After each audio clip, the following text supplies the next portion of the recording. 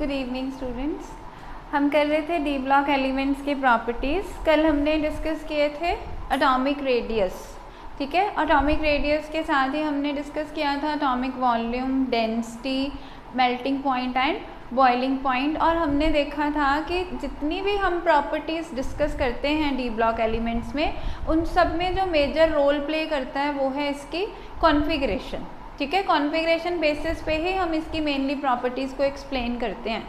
आज जो हम प्रॉपर्टी डिस्कस करने वाले हैं that is called ionization energy. आपको पता है आयनाइजेशन एनर्जी क्या होती है?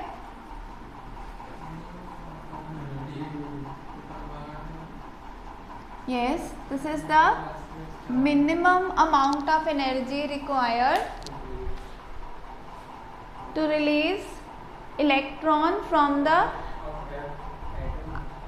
the most loosely bound electron from the outermost shell of the atom in its gaseous state.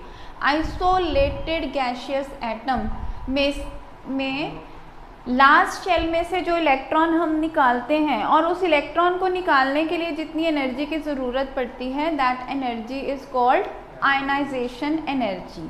आप इसको समझो। मान लो I am not talking about D block, in general बात कर रहे हैं कि ये न्यूक्लियस है। न्यूक्लियस के अंदर कौन होता है? प्रोटॉन। और इसके बाहर जो हैं वो शेल्स हैं, और शेल्स में कौन है? इलेक्ट्रॉन। तो प्रोटॉन जो हैं दे आर पॉजिटिवली चार्ज्ड और जो इलेक्ट्रॉन्स हैं दे आर नेगेटिवली चार्ज। ये जो प्रोटॉन और इलेक्ट्रॉन्स हैं ये एक दूसरे को अट्रैक्ट करते हैं। प्रोटॉन्स जो है पॉजिटिवली चार्ज होने के नाते इलेक्ट्रॉन्स को हमेशा अंदर की तरफ पुल करके रखता है, and that we study in terms of nuclear charge, ठीक है। अब अगर हम चाहते हैं कि इस इलेक्ट्रॉन को बाहर निकाल दिया जाए, इस इलेक्ट्रॉन को बाहर निकाल दिया जाए मतलब कि जितनी अट्रैक्शन इस प्रोटॉन और इलेक्ट्रॉन की आपस में है उसके इक्विवेलेंट अमाउंट ऑफ एनर्जी, थोड़ी सी उससे ज़्यादा अमाउंट ऑफ एनर्जी हम लगाएंगे तभी इनका आपस में इंटरेक्शन ख़त्म होगा और इलेक्ट्रॉन बाहर जाएगा। तो उसको हम बोलते हैं आयनाइजेशन एनर्जी, ठीक है। आयनाइजेशन एनर्जी जो है बहुत सारे फैक्टर्स पे डिपेंड करती है, जैसे एटॉमिक साइज। एटॉमिक साइज में क्या है कि जितना इलेक्ट्रॉन दूर होगा उतनी फोर्स ऑफ अट्रैक्शन कम हो जाएगी, क्योंकि हमने पढ़ रखा है force of attraction is inversely proportional to distance square. तो अगर कोई इलेक्ट्रॉन 3 में है, 4 में है, 5 में है, तो सबसे आसान किसको निकालना है? जो 5 में है, क्योंकि वो दूर है, फोर्स ऑफ अट्रैक्शन कम हो गया, तो less amount of energy will be used. दूसरा न्यूक्लियर चार्ज पे। अब न्यूक्लियर चार्ज का मतलब क्या है कि कितनी जोर से जो प्रोटॉन्स हैं उन्होंने इलेक्ट्रॉन्स को अट्रैक्ट कर रखा है। तो अगर न्यूक्लियर चार्ज ज़्यादा होगा तो क्या होगा? What will happen if the nuclear charge is more? Force of attraction is more, तो more amount of energy is required to release the electron, ठीक है। तो अगर न्यूक्लियर चार्ज ज़्यादा तो आयनाइजेशन एनर्जी ज़्यादा हो जाएगी। इसके अलावा हमारे पास होता है कि whether the electron is to be removed from half filled और fully filled orbitals। हमें पता है कि जो हाफ फिल्ड और फुली फिल्ड ऑर्बिटल्स होते हैं they are always more stable. तो स्टेबल कॉन्फ़िगरेशन में से इलेक्ट्रॉन निकालना हमेशा मुश्किल होता है, तो therefore the ionization energy will be more. If the electron is to be remove from half filled और fully filled subshell then the ionization energy will be more, ठीक है। Then there is one more factor that is screening effect. Screening effect हमने कल भी पढ़ा था। What is screening effect? Screening effect है कि जो इनर शेल के इलेक्ट्रॉन्स हैं वो आउटर शेल के इलेक्ट्रॉन्स को शील्ड कर लेते हैं so that the nuclear pull is less towards the outermost electrons. जो आउटर मोस्ट शेल के इलेक्ट्रॉन्स हैं उनका और न्यूक्लियस का न्यूक्लियर पुल जो है वो कम हो जाता है, क्योंकि बीच में अंदर इलेक्ट्रॉन्स आ गए, that effect is known as screening effect. अब स्क्रीनिंग इफेक्ट ने क्या किया, न्यूक्लियर चार्ज को, उसके इफेक्ट को कम कर दिया, शील्ड कर दिया इलेक्ट्रॉन्स को। तो जो आउटर मोस्ट शेल का इलेक्ट्रॉन है that is now loosely bound, so it can be released easily. यानी कि अगर स्क्रीनिंग इफेक्ट ज़्यादा होगा, if the electrons show more screening effect, then ionization energy will be low, ठीक है, less. So these are the factors which are responsible for increase or decrease in ionization energy, ठीक है। इसके अलावा मान लो हमारे पास मेटल है, इसने एक, ये सॉलिड है, इसने एक इलेक्ट्रॉन लूज किया, ठीक है। तो जो इसने आयनाइजेशन एनर्जी यूज़ की उसे हम कहते हैं फर्स्ट आयनाइजेशन एनर्जी। इसी आयन में से एक और इलेक्ट्रॉन हम रिलीज करा दें तो एनर्जी और यूज़ होगी या नहीं होगी, होगी। That ionization energy is called second ionization energy. इसी में से एक और इलेक्ट्रॉन रिलीज करा दें तो फिर और एनर्जी यूज़ होगी, that energy is called third ionization energy, ठीक है। and it has been observed that successive ionization energy is always higher। third ionization energy second से ज़्यादा होगी, second जो है वो first से ज़्यादा होगी। successive ionization energy is always higher, हमेशा ज़्यादा होती है, ओके। तो ये जनरल बातें हैं आयनाइजेशन एनर्जी के बारे में। पहली बात कि आयनाइजेशन एनर्जी होती क्या है, what is ionization energy, the energy required to release the electron from the outermost shell of isolated gaseous atom, okay. और कौन से फैक्टर्स पे डिपेंड करती है, इंक्रीज होगी या डिक्रीज होगी।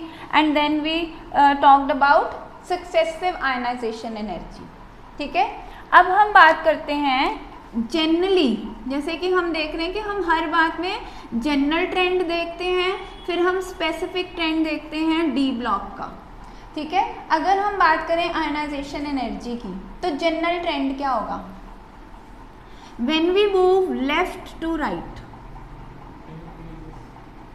लेफ्ट टू राइट, अगर आप पीरियोडिक टेबल को ध्यान से देखो तो लेफ्ट पे कौन है, एस ब्लॉक, और राइट पे कौन है, पी ब्लॉक, और बीच में कौन है, डी ब्लॉक। तो जब हम एस से पी की तरफ मूव कर रहे हैं, यानी हम मूव कर रहे हैं लेफ्ट टू राइट, तो जो आयनाइजेशन एनर्जी है दैट ऑलवेज इंक्रीजेस। ये जनरल ट्रेंड है, इसको इंक्रीज करना चाहिए।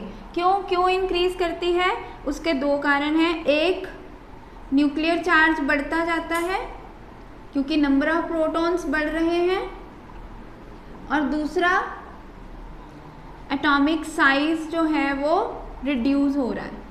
तो एटॉमिक साइज कम हो रहा है, न्यूक्लियर चार्ज बढ़ रहा है, as a result ionization energy भी बढ़ती चली जाती है, ठीक है। So when we move left to right ionization energy increases, okay.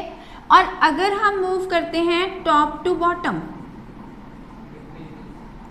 Top to bottom क्या हो रहा है, एटॉमिक साइज बढ़ रहा है। क्यों बढ़ता है atomic size, number of shells बढ़ जाते हैं, तो उसकी वजह से क्या होगा, आयनाइजेशन एनर्जी डिक्रीज कर जाती है, ठीक है।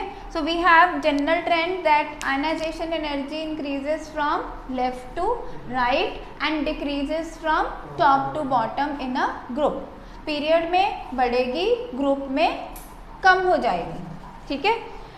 अब अगर हम बात करें, ये पोर्शन रेज कर दो।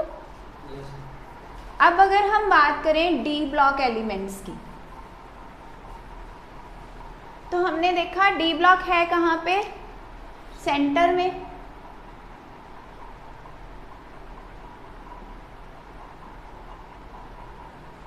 ये डी ब्लॉक है हमारा, ठीक है। तो यानी S block P block S से P जाते हुए इंक्रीज कर रही है, यानी कि S की जो आयनाइजेशन एनर्जी है वो सबसे कम है, लेफ्ट टू राइट बढ़ रही है, तो लेफ्ट पे कौन है? S block. इसका मतलब सबसे कम किसकी हुई?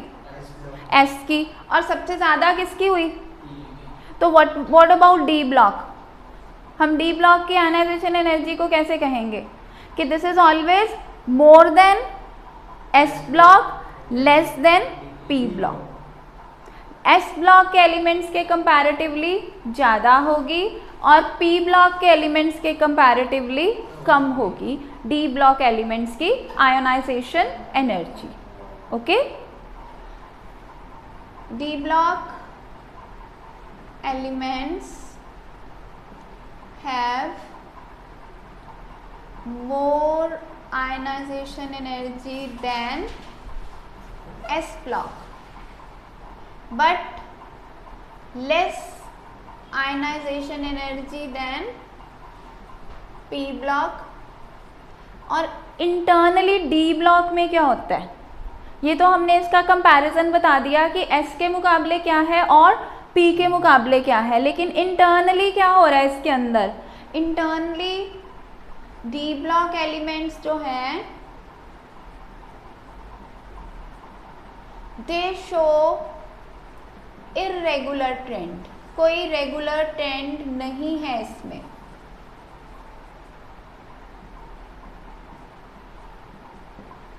इर्रेगुलर ट्रेंड्स हैं इनके, उसके 2-3 रीजंस हैं जो अभी हम डिस्कस करेंगे।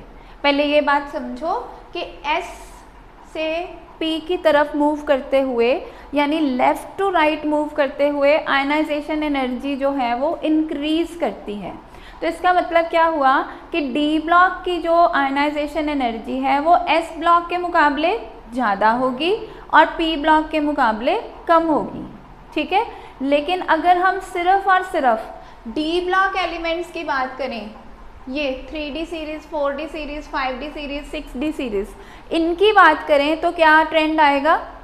Then the trend will be that they have irregular trends. अब ये इर्रेगुलर ट्रेंड्स हैं क्यों? उसका जो सबसे मेजर रीज़न है इर्रेगुलर ट्रेंड्स का, पहली बात एटॉमिक साइज। अगर आपको याद होगा तो हमने कल एटॉमिक रेडियाई पढ़े थे और एटॉमिक रेडियाई में हमने क्या पढ़ा था कि जब तो हम मूव करते हैं scandium two chromium, do you remember what is the trend? Scandium two chromium move करते हैं तो एटॉमिक रेडियस डिक्रीज होता है, फिर क्रोमियम मैंगनीज से लेके कॉपर तक ऑलमोस्ट सेम रहता है और फिर कॉपर से जिंक पे एकदम से इंक्रीज कर जाता है। और हमने कहा कि जो आयनाइजेशन एनर्जी है that depends upon atomic size. तो इसका मतलब अगर एटॉमिक साइज रेगुलर नहीं कोई चेंज शो कर रहा तो आयनाइजेशन एनर्जी में भी रेगुलर चेंज नहीं आएगा। ठीक है, तो पहला रीज़न तो हो गया एटॉमिक साइज। तो इसका मतलब क्या है कि अगर हम स्कैंडियम से क्रोमियम तक जाते हैं, रेडियाई जो है डिक्रीज करती है, तो आयनाइजेशन एनर्जी का ट्रेंड क्या होना चाहिए? इंक्रीज करेगी। ठीक है, इन जनरल तो वैसे भी इंक्रीज ही करनी इंक्रीज ही है, लेकिन कितना चेंज आ रहा है। जैसे अगर हम S ब्लॉक की बात करें ना, तो हमें पता है S ब्लॉक में यहाँ पे हमारे पास सोडियम है, यहाँ पे मैग्नीशियम है, ये NS1 है, ये NS2 है। तो सोडियम से मैग्नीशियम पर जाते हुए जो इनका आपस में एनर्जी गैप है, आयनाइजेशन एनर्जी गैप है, उतना energy gap D block elements में नहीं होता, सक्सेसिव एलिमेंट्स में। मतलब कि स्कैंडियम और टाइटेनियम के आयनाइजेशन एनर्जी में बहुत ज़्यादा डिफरेंस नहीं होगा, टाइटेनियम और वेनेडियम में बहुत ज़्यादा डिफरेंस नहीं होगा। उसका कारण क्या है? The reason is because of their atomic size. ठीक है, एक और रीज़न हम एक्सप्लेन करते हैं, दैट इज़ रीऑर्गेनाइजेशन एनर्जी। ये ध्यान से समझना, रीऑर्गेनाइजेशन एनर्जी और also known as exchange energy का जो कॉन्सेप्ट है। अब ये एक्सचेंज एनर्जी होती क्या है, let me tell you.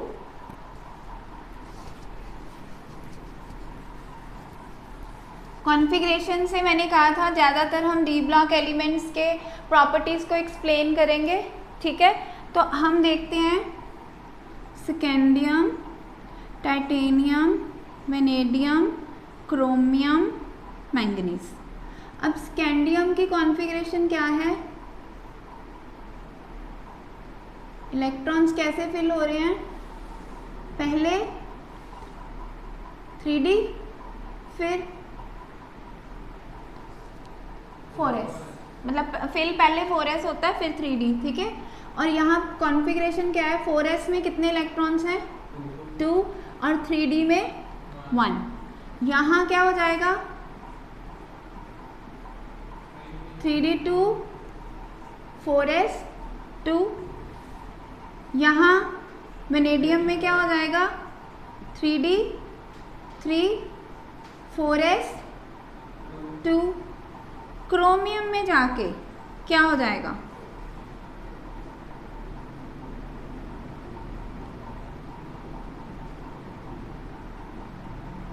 Sorry 3D 5 and 4s 1। Manganese में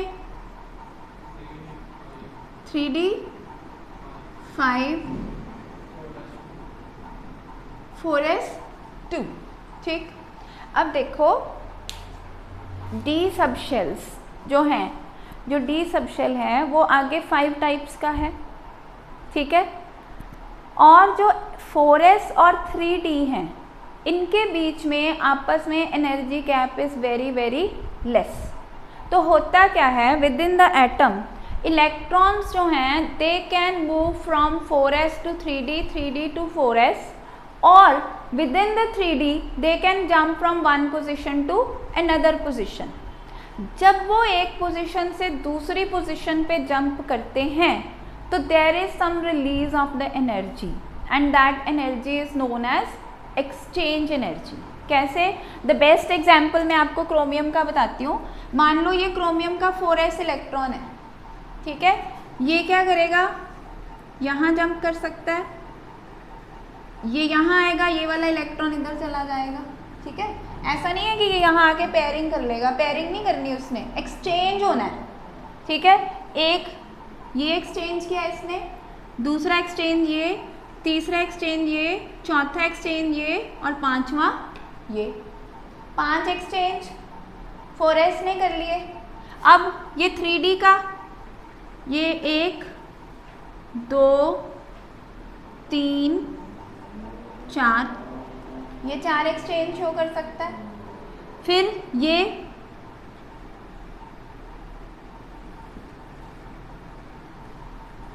ऐसे ही ये सारे इलेक्ट्रॉन्स एक्सचेंज शो कर सकते हैं। जितनी बार ये एक्सचेंज करेंगे उतनी बार क्या होगा, there will be release of energy. जब किसी सिस्टम में से एनर्जी निकल जाती है तो क्या होता है, सिस्टम में स्टेबल हो जाता है, system become stable. Stability and energy they are inversely proportional to each other. जितनी एनर्जी रिलीज हो जाएगी, जितनी एनर्जी कम होगी उतनी स्टेबिलिटी ज़्यादा होगी। तो जब एक्सचेंज एनर्जी उसने रिलीज कर दी द सिस्टम बिकम्स स्टेबल। अब जो मोर स्टेबल सिस्टम है that will not lose electrons, तो उसकी आयनाइजेशन एनर्जी हाई हो जाएगी, उसकी आयनाइजेशन एनर्जी हाई हो जाएगी क्योंकि वो स्टेबल हो चुका है ऑलरेडी। स्टेबल सिस्टम में से इलेक्ट्रॉन निकालना मुश्किल हो जाएगा। तो अब क्या हुआ, क्रोमियम के केस में exchange energy is very very high. Manganese के केस में देखो, मैंगनीज कितनी आयनाइजेशन एनर्जी शो कर सकता है, 1 2 3 4, 4 आयनाइजेशन एनर्जीज ये इलेक्ट्रॉन शो करेगा, 1 2 3 3 ये वाला, वो तो एक ही बार करना है ना उसने, तो 2 बार नहीं ना काउंट करेंगे उसको, ठीक है। फिर ये 1 2, ये 1, कितनी हो गई 10 एक्सचेंज एनर्जीज, ठीक है। तो इसकी आयनाइजेशन एनर्जी भी ज़्यादा हो जाएगी क्योंकि ये भी स्टेबल हो गया। लेकिन यहाँ देखें तो क्या ये एक्सचेंज शो कर सकता है? नहीं कर सकता क्योंकि ये फुली फिल्ड है और आगे किसी के साथ ये एक्सचेंज कर ही नहीं सकता। ये इसके साथ एक ही एक्सचेंज एनर्जी शो करेगा, ये 1 2 और 1 3, ये सिर्फ 3।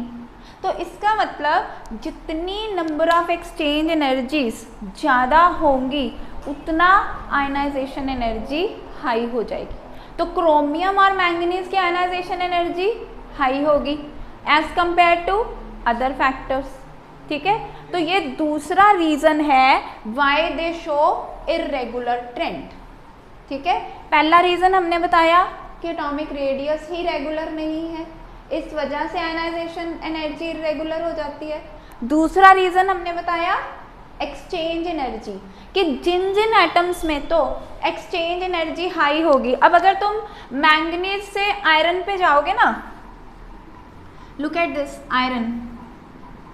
अब आयरन के केस में क्या है, we have what is the configuration 4s2 1 2 3 4 3d6। अब अनपेयर्ड कितने हैं 4। तो क्या ये मैंगनीज या क्रोमियम जितनी एक्सचेंज एनर्जी शो करेगा?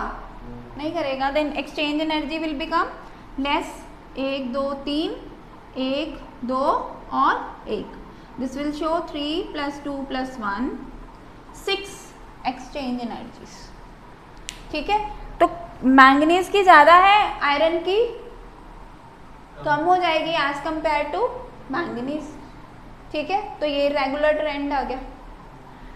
तीसरा जो रीज़न है हमारे पास वो है nuclear charge and screening effect.